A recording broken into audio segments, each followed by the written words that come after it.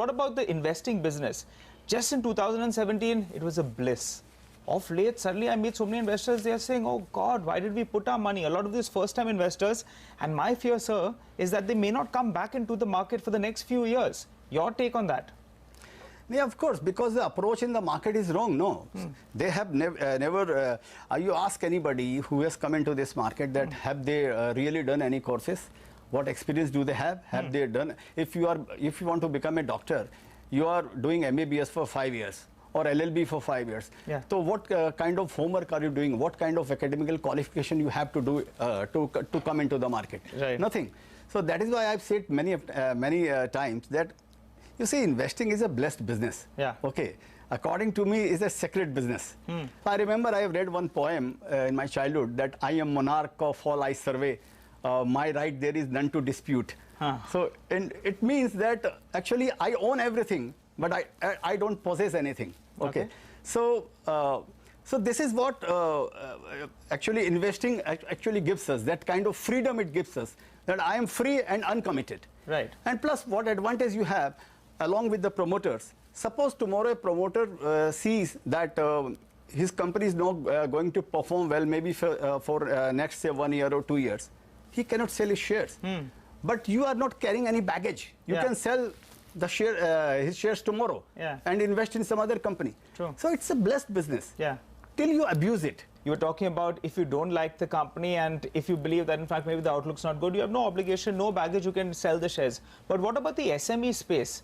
You know, there was so much of momentum, so much of talk about it. Suddenly people are scared, but I was looking at a couple of shares and in fact, you know, several of companies, you have increased your shareholding there. So broadly, I wanted your view on the SME space. If you could explain to all our investors as well out there, it was supposed to be a good opportunity. Of late, there's a lot of fear.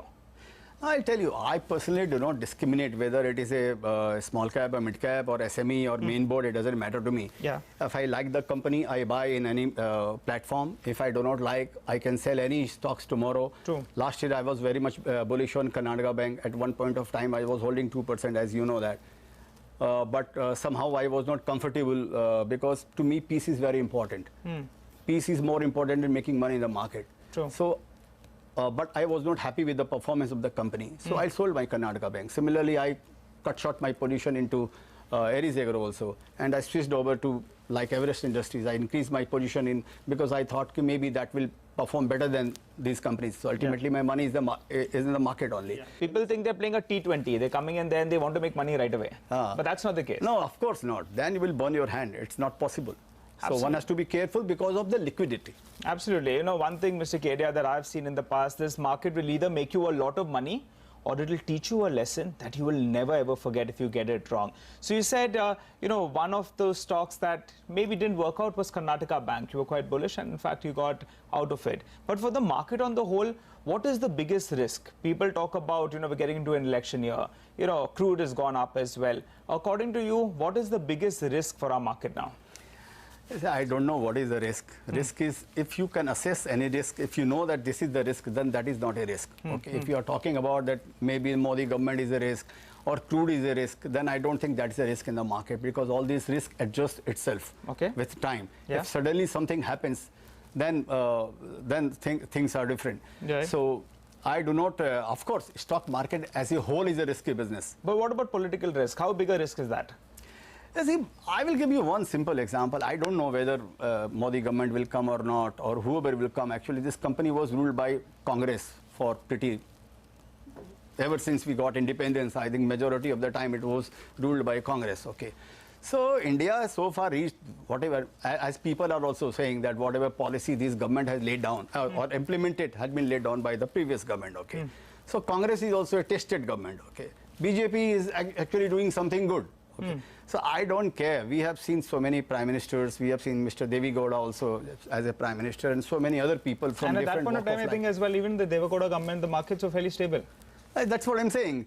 So the market actually adjusts all these things. So I am not, and I do not have any answers to this also. So I'm not worried To me, it is not like a short-term thing. To me, it's like Jina ya, marna ya, iske siva jana ka. Arey wah, sir. Arey wah. We know about Vijay Kedia, the investor. What about Vijay Kedia, the entrepreneur? I remember once you had said about a good manager in a bad business. Is better that is better than a bad manager in a good business. Absolutely. So tell us about Mr. Vijay Kedia, the entrepreneur. No, I'm a failed entrepreneur. I'm not a good entrepreneur at all. My mind doesn't work there. Till now? Till now, so far. And as of now, you're managing only your own money. At some point of time, would you consider going out there and managing people's money? Could that be a possibility? No, I don't know, because I don't want to be accountable to anybody rather than just income tax. I don't want to be accountable to anybody until unless somebody gives me $5 billion, $5 billion, then you would consider it. But for the time being, you're happy with what you're doing. I'm happy with what I'm doing. So what about Vijay Kedia's mantra in life? Yeah, mantra is very simple. Market has to be there. Nigel, I'll tell you what, whatever you have learned in your life, okay, you should actually, whatever you have learned, you should analyze. Yeah. You should implement. Yeah. And you should repeat. Yeah. Okay, like in cricket, once you get your position right, you are in your comfort zone, then don't try to switch, don't try to be adventurous every now and then. Right. Stick to your comfort zone and keep on repeating the process, but don't leave learning. Absolutely. Keep on learning at the same time, because if the situation changes, if the weather changes, if the pitch changes, then you have to change yourself. Yeah. So that adaptability should be there. Absolutely. Otherwise, if you are on the right track, keep on repeating the same thing. So we have markets, we have meditation, and what? Music. Music. Yeah. So those are the 3 M's that you your mantras in life, if I have to say. And fourth is my wife named Manju. Arey, wow, fantastic. You're hitting it out of the park, sir, now. Absolutely. Yeah. So I'm just catching you a bit off guard. But if you could sing a couple of lines of that particular song, and you could tell us, the meaning of that as well. And there's a message out there for market participants as well. The song goes like that.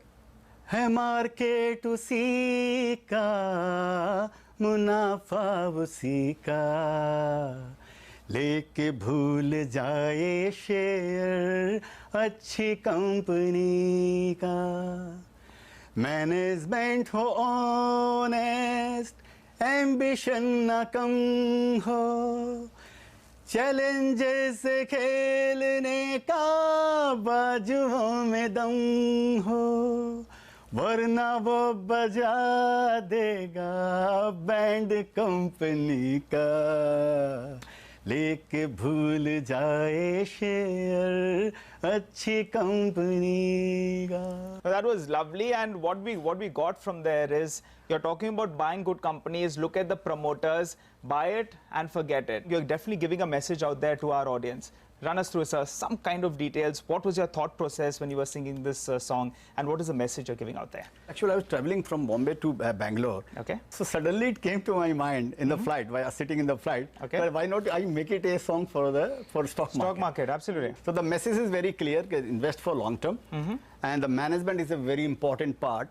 Management is like a driver of it's like a captain of your flight. Yeah. Okay, if you will do any mistakes, you will go down. One of my quote that what you look into a management, that he should be actually honest, hungry and smart. Absolutely. And in the past, I remember you telling us about getting into a plane and enjoying the ride after that, if I got that right, enjoying the flight. Once you are already sitting in there, then there's nothing much you can do. Yeah, nothing much you can do. If you're going from here to London, what else can you do after 1 hour of flying? You are only dependent on the captain of the flight. Then you just sit back and relax and have your wine or have your tea or green tea and enjoy life. That's it. You were telling us about mistakes. I mean, some of those investments didn't work out. You said about Ares Agro, you talked about Karnataka Bank as well. But make a mistake once, make sure you don't repeat it. Yeah, of course, you learn, no? As we grow old, we are learning. We are learning from our, as you also said, no? That you see, when we are making money, then we earn. Yeah. When we are losing money, then we learn. True. Okay, so when you're in the process of making money, that time you think whatever you are doing it right. Correct. So you don't learn from your winning things and all, right? So this is what I am also learning. So there is one quote of mine that buy like a bull, sit like a bear, and watch like an eagle. So this is what the only work I have left with, watching all my companies and how they are performing and keep on reshuffling them. Okay, so although the horizon is to hold them for 10 years or 15 years, that does not mean that I cannot sell my shares tomorrow. If I like something which is not going as per my mind and I am actually stressed, then I will cut off that position. Absolutely. I do not have any shame in that. Oh, that's on that note, Mr. Kedia, thanks so much for coming down to our studio. It's been a pleasure talking to you. We'll wrap up on this edition of Masterclass with Mr. Vijay Kedia. Hope you enjoyed it.